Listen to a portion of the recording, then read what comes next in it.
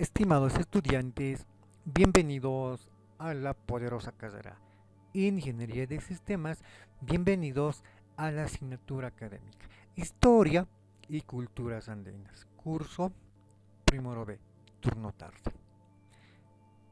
En esta primera unidad estamos hablando acerca de el universo. Estamos hablando acerca de cómo surgió el vasto, el océano, el inmenso universo. En la clase pasada habíamos hablado que a lo largo de la humanidad evolucionada, dicho evolucionada cuando me refiero a la capacidad de razonamiento, el hombre desde la antigüedad, desde la prehistoria, ha tratado de comprender qué es ese algo que está ahí en el cielo nocturno. Vale decir, ¿qué es ese aquello que está sobre nuestras cabezas? Ahí en el espacio. Llámense estrellas, llámense puntitos luminosos, llámense cuerpos celestes, astros, cualquier denominación que se le atribuya. Lo cierto es el hecho que ese algo está rodeando al planeta, está rodeando el sistema solar y está rodeando nuestra galaxia. Por así decirlo, esos puntitos que vemos ahí nos están rodeando. Este hecho particular ha sido motivo de curiosidad desde la prehistoria del hombre.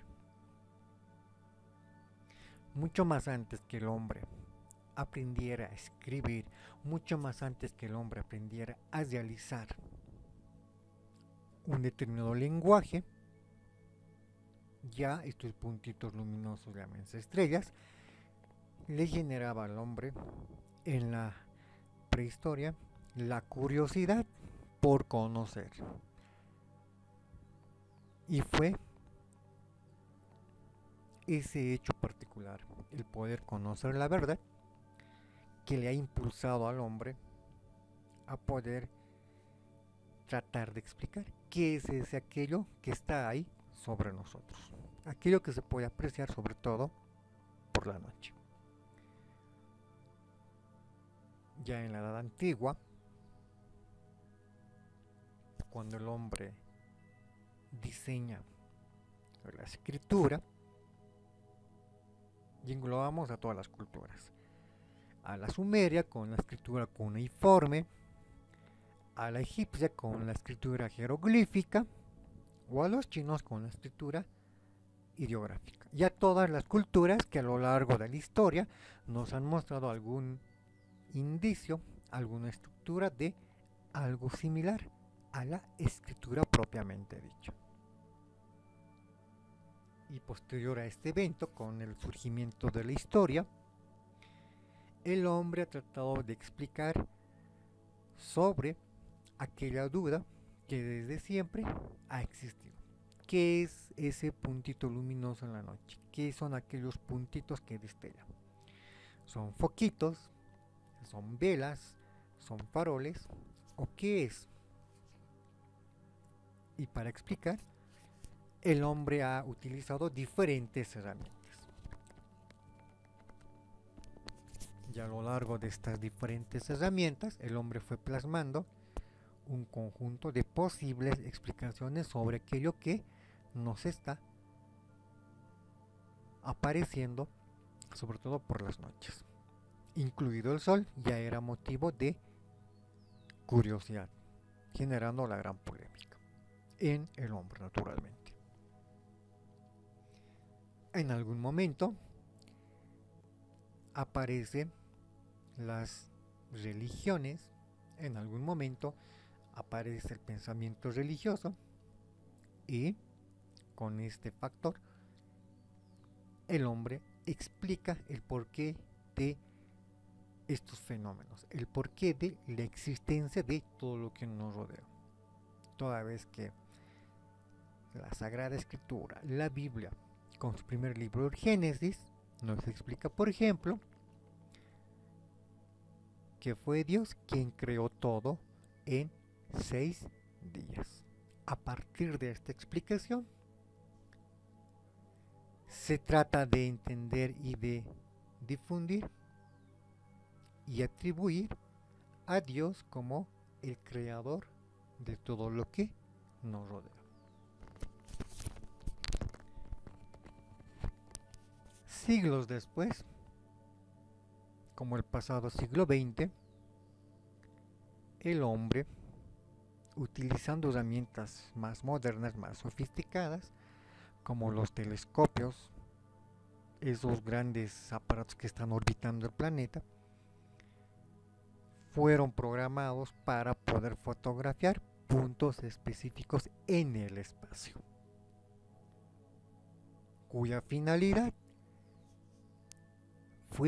es y va a ser siempre tratar de encontrar indicios, prueba alguna, de la existencia tal vez de algún planeta que pueda reunir las características primordiales y básicas para la posible existencia de vida.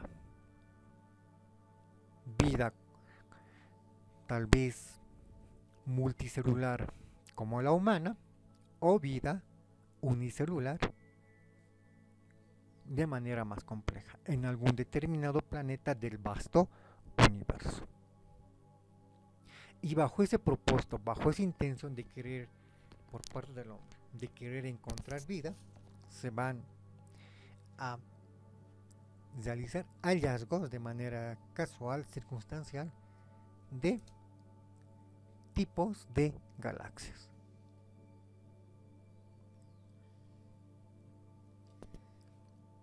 Y he señalado tipos de galaxias.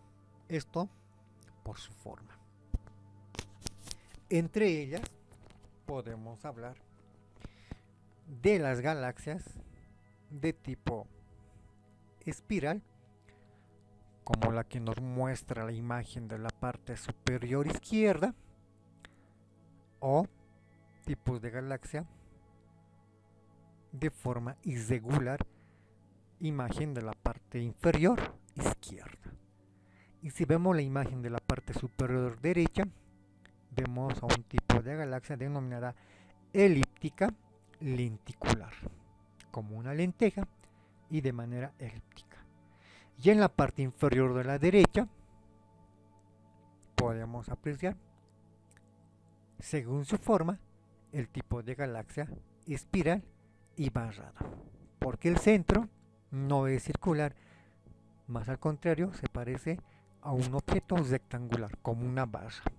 De ahí el nombre de tipo de galaxia espiral barrada.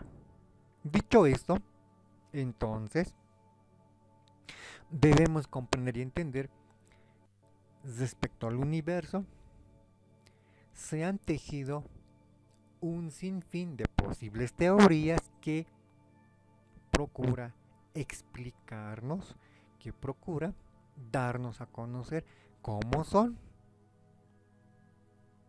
y cómo fue el universo en su inicio, y cómo son esos elementos que pueden constituir la prueba evidencial que nos muestre cómo surgió el universo.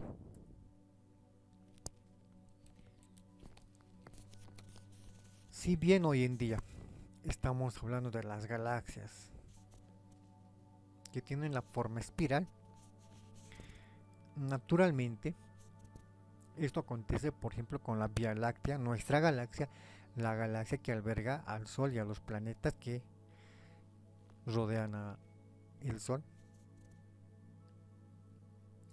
la humanidad desde tiempos remotos está procurando conocer la verdad acerca de el origen de esta galaxia. Y a medida que va encontrando posibles respuestas, van surgiendo nuevas interrogantes. Lo dijimos en su momento, las galaxias espiral basadas reciben el nombre porque el núcleo no posee una forma circular, sino como una barra de manera diferente a las otras dos del medio.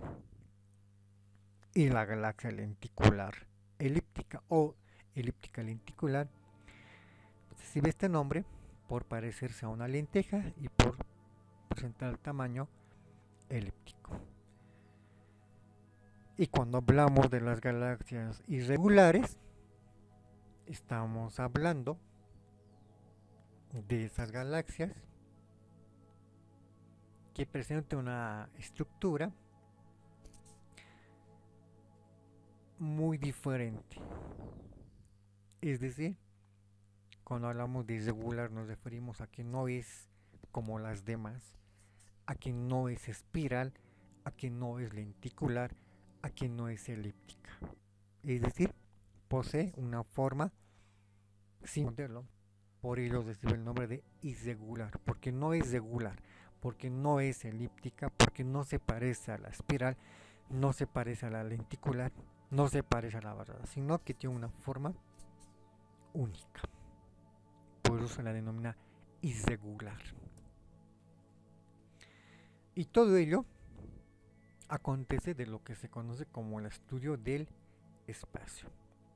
Y surge una pregunta, ¿y qué es el espacio? En física, el espacio llega a ser ese lugar que ocupa o es ocupado por un elemento, por un objeto. Puede ser un objeto como una manzana, un árbol, una persona, un objeto tangible que ocupa un lugar, un espacio. Y si bien por las noches se puede divisar un espacio oscuro,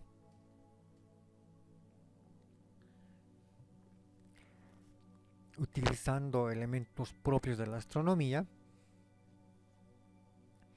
se ha podido dilucidar, entender y comprender a partir de imágenes, fotografías o videos cortos, estos realizados por las sondas espaciales como la Voyager,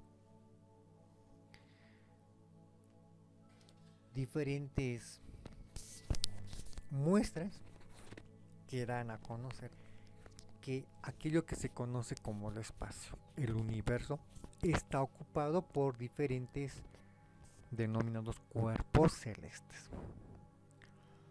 Pueden ser estrellas como nuestro Sol,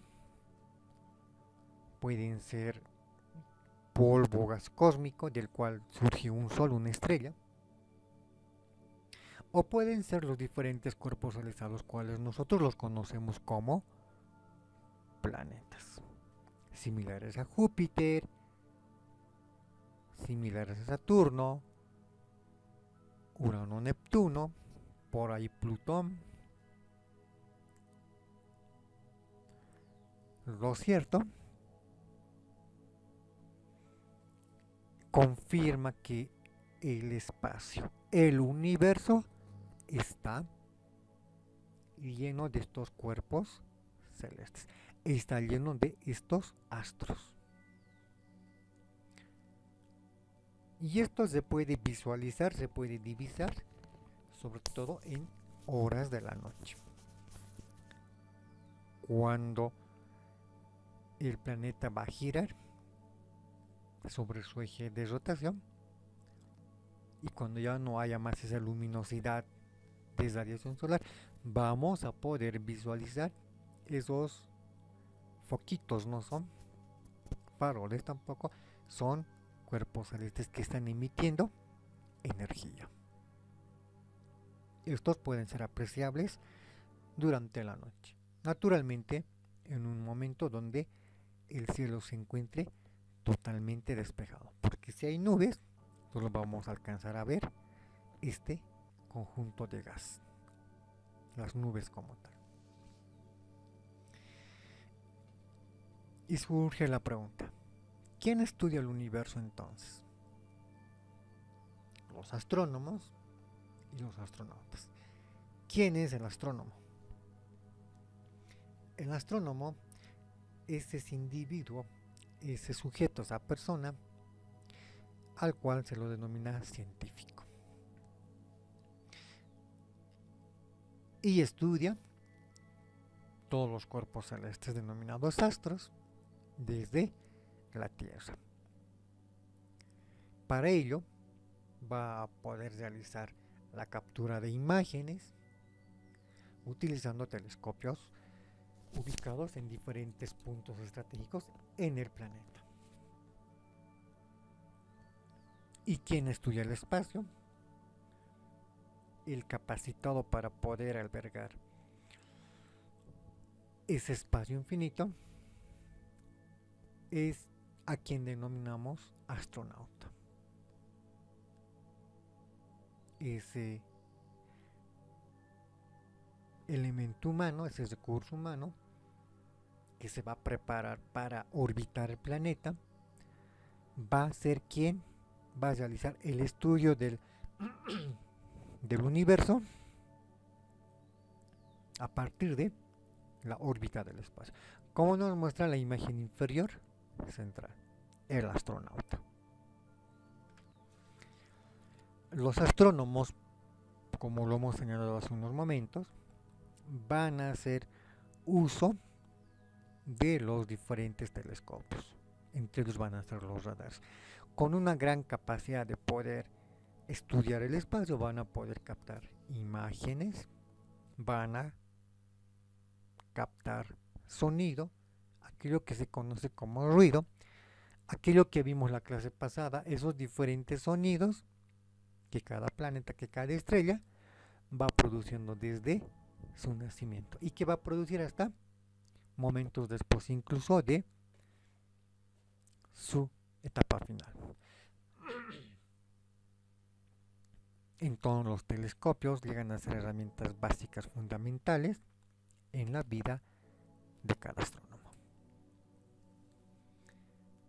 Precisamente porque estos radares, estos telescopios llegan a constituir el instrumento por excelencia de cada astrónomo para poder estudiar el espacio infinito. Y he dicho bien, el espacio infinito. Hago uso de la palabra infinito porque hasta el momento se desconoce acerca de los límites del universo, acerca de los límites de nuestra galaxia, la Vía Láctea como tal. Por muy sofisticado que hoy en día el hombre utilice telescopios o radares ubicados en diferentes puntos geográficos en el planeta, en la superficie terrestre naturalmente, el hombre aún está en la búsqueda de poder conocer de manera absoluta cuáles son los límites de la galaxia y cuáles son los límites del universo. Si bien recordamos, por ejemplo, que Galileo Galilei fueron los primeros pioneros en utilizar los primeros telescopios caseros,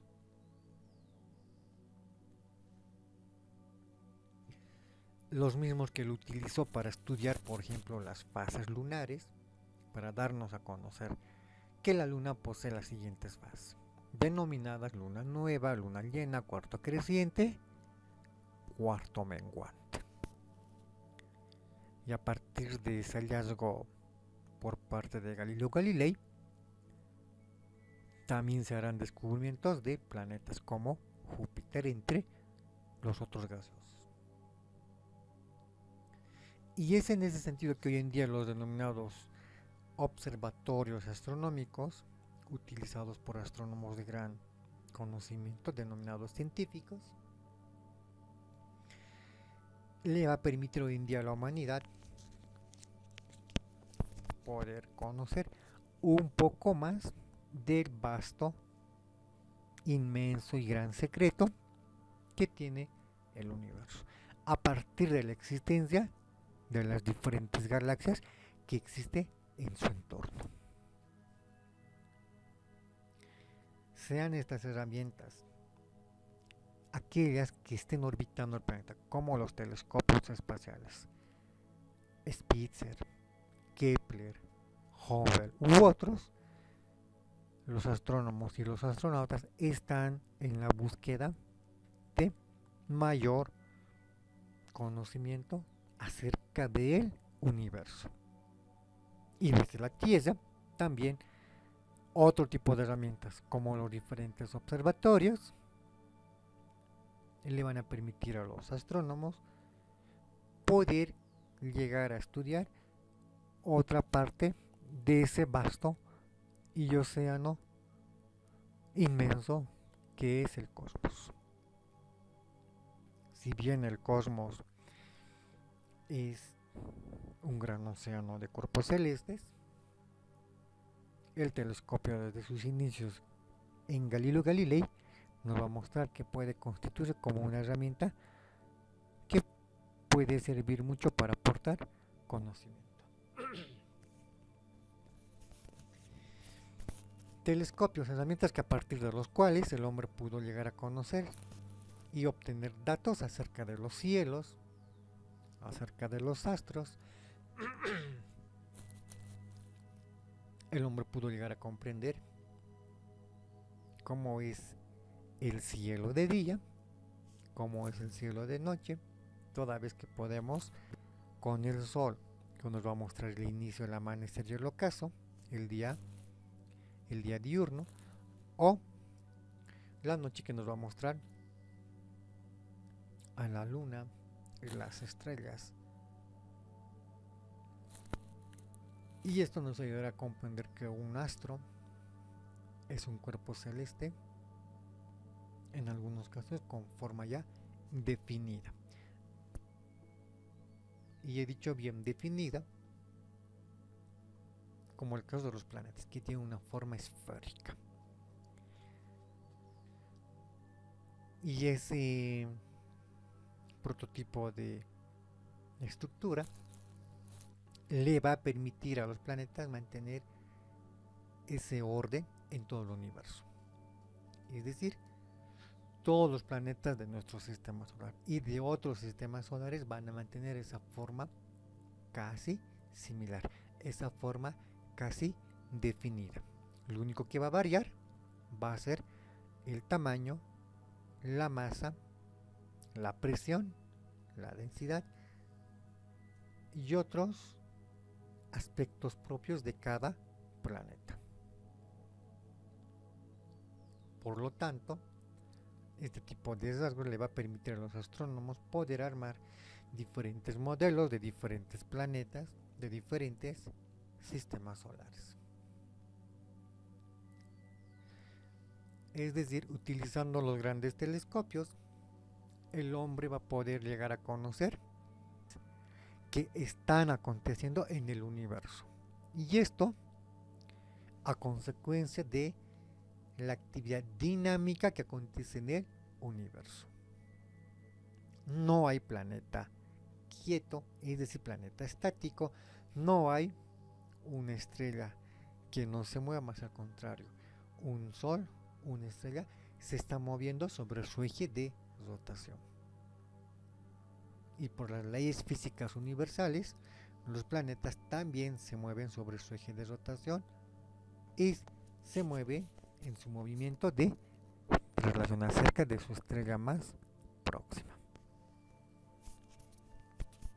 Gracias a los telescopios, estos instrumentos que le permiten al hombre estudiar acerca de estos cuerpos celestes, también al hombre le ha permitido conocer y descubrir otros planetas, otras estrellas, fenómenos como el origen de los agujeros negros, de los cuásares, los púlsares y otros más que acontecen en el universo, en nuestra galaxia, la Vía Láctea. Entonces los telescopios, denominados con más capacidad, más potentes, esto le permiten al hombre poder obtener conocimiento de aquello que el ojo humano no puede percibir, ver mucho más allá de nuestro planeta, ver mucho más allá a miles y miles de kilómetros. Si bien cuando nos referimos al universo se habla mucho de un determinado espacio, porque el universo es un amplio espacio. No sabemos dónde comienza y no sabemos dónde termina. Si bien los astrónomos han usado diferentes herramientas para poder calcular qué tan grande es el espacio o mucho más allá, poder conocer de dónde a dónde son los límites o dónde es el final del espacio o dónde es el inicio. O cuando se habla del tiempo, ¿hace cuánto tiempo comenzó el universo a existir y cuándo dejará de existir? Tanto el espacio, ese lugar geográfico, y el tiempo son elementos que interactúan en el universo, donde la materia y la energía van a constituirse como pilares básicos de la actividad dinámica de los cuerpos celestes en el universo.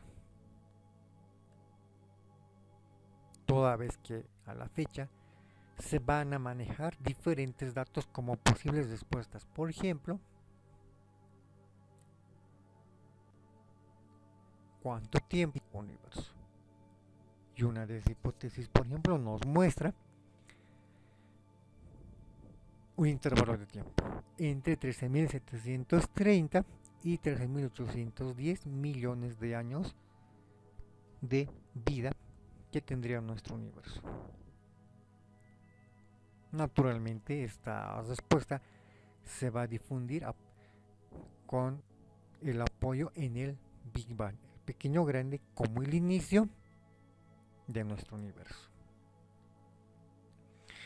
Como recordaremos, esta teoría del Big Bang, del pequeño grande, señala que el universo empezó a existir a partir de esa gran explosión de esa energía y materia comprimida,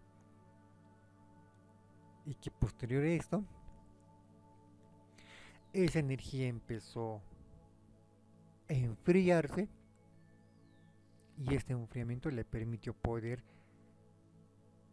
originar las nebulosas, las constelaciones, los soles, los planetas, los satélites, asteroides y la aparición de otro conjunto de cuerpos celestes que son visibles en el infinito espacio. Y en ese gran descubrimiento va a surgir el conocimiento acerca de las galaxias. ¿Qué es una galaxia? Estamos hablando de ese conjunto, de esa agrupación de soles, planetas, satélites naturales. Hablamos de gas cósmico, polvo cósmico y otros materiales que van a formar aquello que se conoce como galaxia. En nuestro contexto, nuestra coyuntura astronómica, el sistema solar formado por el Sol y los planetas está en el interior de una galaxia, y esta galaxia se denomina la Vía Láctea.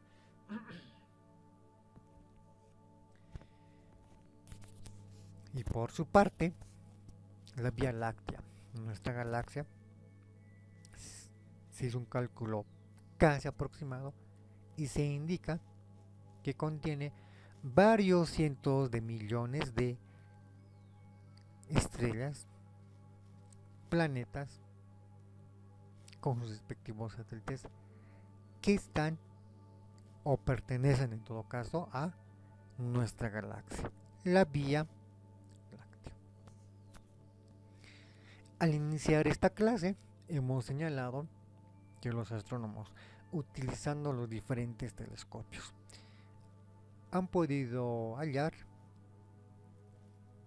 galaxias de diferentes tipos. Se habla de las elípticas y se la denomina elíptica por su forma, toda vez que esta posee una forma elíptica y poseen la mayoría de las galaxias en el universo. Las galaxias de tipo espiral son menos frecuentes que las elípticas, y las espirales barradas son similares a las espirales normales. O también podríamos señalar de las galaxias irregulares, que también abundan en el universo, y este tipo de galaxias nos está mostrando que en ese espacio llamado universo, las galaxias pueden surgir de diferentes tipos, de diferentes formas. Esto en función de algunos rasgos muy particulares del lugar, de la energía, de la materia, entre otros, que le dan la forma a una determinada galaxia.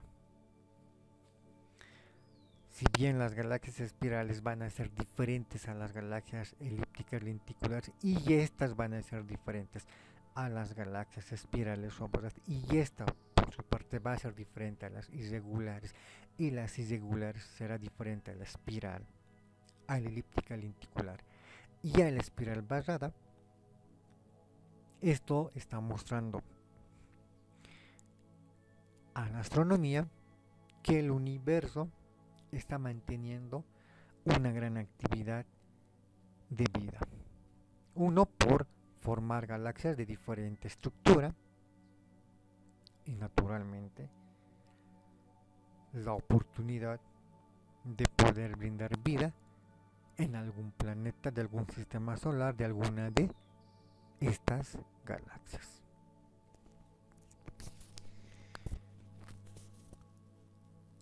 Un elemento importante que va a generar curiosidad es el tema acerca de cómo surge el universo, cómo surgió o cuál fue el origen de el universo.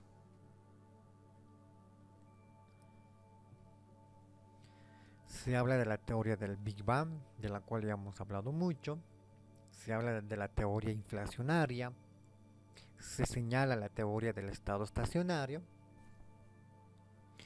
Se puede hablar de la teoría del universo oscilante y de otras más que de alguna manera está explicando o trata de llegar a comprender y demostrar cómo habría sido el origen de nuestro universo. Hemos indicado que una de estas teorías es la denominada como Big Bang, pequeño grande, que bajo el argumento de una gran explosión que habría acontecido hace muchos miles de millones en el pasado, nos menciona que hace algo más de 15.000 millones de años atrás no existía espacio, no existía tiempo, toda vez que todo lo que es conocido como el universo se encontraba comprimido en un núcleo formado por neutrones, por energía, y cuando aconteció la gran explosión, los neutrones se convirtieron, se transformaron en electrones y en protones. Y posteriormente a ello se dio el origen de diferentes elementos conocidos como cuerpos celestes. Esto naturalmente vinculado a diferentes aspectos, como el descenso de temperatura. Esto señalado por la teoría de el Big Bang.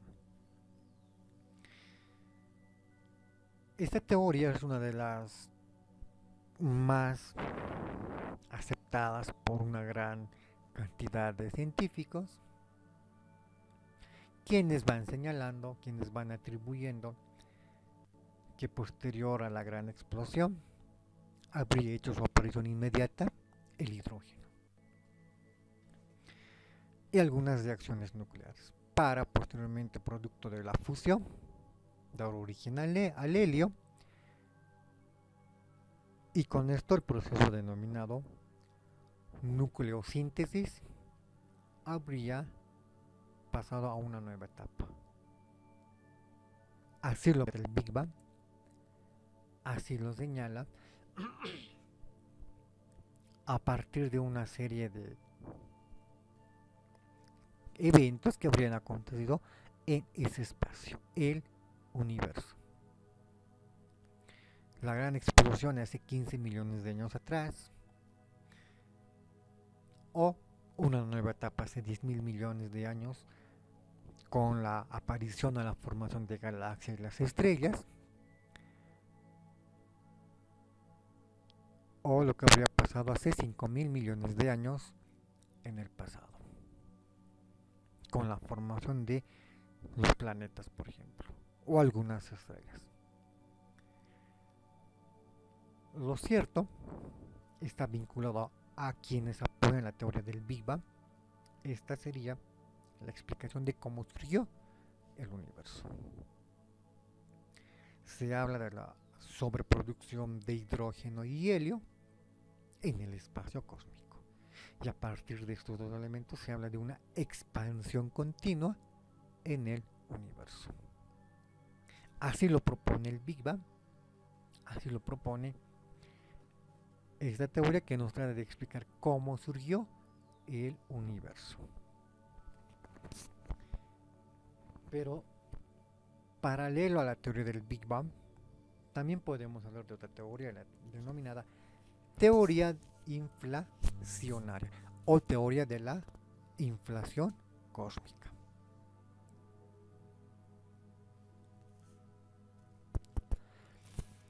La teoría inflacionaria propone que aparecieron 4 fuerzas en el universo, 4 fuerzas que se combinaron para surgir todo lo que hoy es divisible en el universo. Hablamos de una fuerza gravitatoria, hablamos de una fuerza nuclear fuerte, una electromagnética y una fuerza nuclear débil. Hablamos de una continua actividad dinámica, hablamos del núcleo atómico, hablamos de movimiento de energía, de materia, y que estas habrían ocasionado el universo como tal. Podríamos comparar, para una mejor comprensión, que todo se podía comparar como un globo doblado, comprimido, y que a medida que este globo se va inflando con aire, se va inflando. Algo así habría acontecido con el universo, que en un momento inicial, hace millones de años en el pasado, todas las galaxias estarían formando uno sobre otro o de manera desordenada un solo elemento, como un globo comprimido. y que a medida que el universo empezó a expandirse, estos empezaron a ocupar diferentes lugares en el espacio. De ahí viene la denominación de teoría inflacionaria, que se va separando, que se va expandiendo en el universo. De estar todo como un globo comprimido, empezó a expandirse y a ocupar diferentes lugares en el mapa geográfico del universo. No olvidemos que las galaxias en el universo se van expandiendo, se van moviendo de un lugar a otro lugar.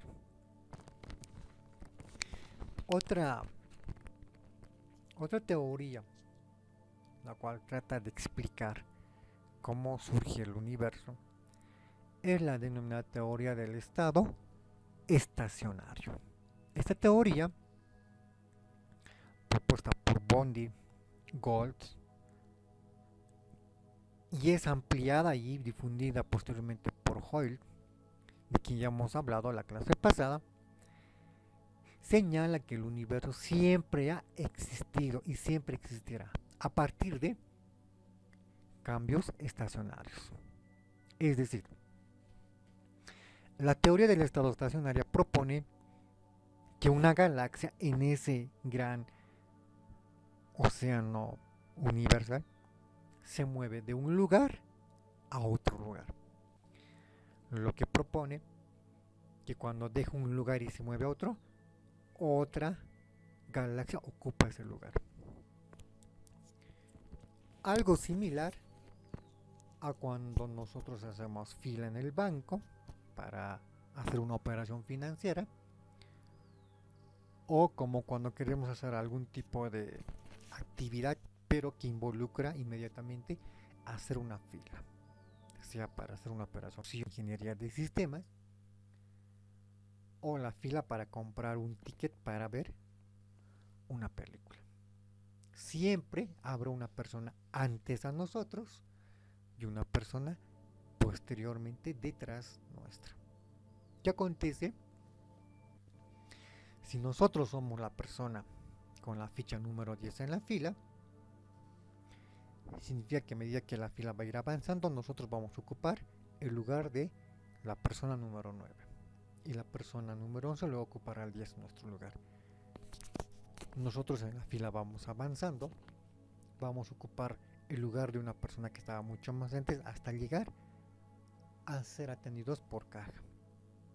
Es decir, el lugar que nosotros ocuparíamos en una determinada fila siempre estaría ocupada con alguna persona, sea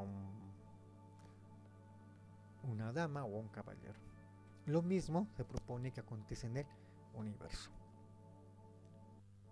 Si bien las galaxias ocupan un lugar, cuando esta galaxia se mueve de ese lugar a otro lugar, ese lugar no queda vacío, más al contrario, ese lugar es ocupado por otro cuerpo celeste. Puede ser otra galaxia, un sistema solar o un planeta. A eso lo llaman la teoría del estado estacionario. El universo se encuentra en constante expansión, en constante movimiento, porque la materia existe en cada lugar, inclusive en aquellos puntos conocidos como la materia oscura, donde podemos ver que solamente hay oscuridad. Y esta teoría propone ese cometido. El universo no tiene fin, no tiene un principio, no tiene un final. Por lo tanto, el universo se encuentra en constante movimiento. No surgió de una explosión, no se va a destruir. Así lo propone la teoría del estado estacionario. Y esta teoría se inclina un poco en lo que se denomina el universo en etapa de evolución. Los que practican esta teoría proponen que no hay final, no hay inicio, sino que simplemente es el constante movimiento, la constante evolución del universo. Y hemos hablado del Big Bang, hemos señalado cuán importante es esta teoría, la cual propone que todo surgió a partir de una explosión comprimida en un elemento muy pequeño, mucho más pequeño, a la cabeza de un alfiler. Y que posteriormente el Big Bang se tradujo en otras teorías como la del vínculo. Nace, crece, se expande, muere y vuelve a nacer otro universo. Nace, crece, se expande, muere y vuelve a nacer otro universo, con el mismo ciclo. Así lo plasma el Vínculo, así lo propone la teoría. Cuando hablamos de la teoría del universo oscilante, estamos hablando de aquello que se conoce como el Vínculo, el ciclo. Como una flor, nace, crece, se marchita y vuelve a nacer otra flor. Nace, crece, se marchita y vuelve a surgir otra flor. El Vínculo lo propone que el universo sería o tendría la misma característica. El universo nace, crece, se expande, en algún momento llega a su final y vuelve a nacer en un nuevo universo. Va a nacer, va a crecer, va a expandirse y va a volver a morir. Son ciclos. Así lo propone la teoría del universo oscilante, señalando que este universo, cuando muera, va a surgir en un nuevo universo. A partir de este conjunto de teorías que nos explica cómo se habría formado el universo, estas surgen a partir de esa explosión, de esa creación cósmica, que de alguna manera trata de explicarnos y de hacernos entender cómo se habría formado el universo. Pero falta una de las diferentes teorías, la teoría denominada creacionista o como se la conoce, la teoría de la creación. En la próxima clase vamos a explicar sobre esta teoría y cómo esa teoría también nos trata de mostrar y explicar cómo se habría creado el universo. Terminando esta clase, dejo la siguiente actividad y todo lo relacionado al material de apoyo. Bien, con eso terminó la clase de hoy. Tengan todos ustedes muy buenas tardes, un mil bendiciones, felices carnavales y muchas gracias.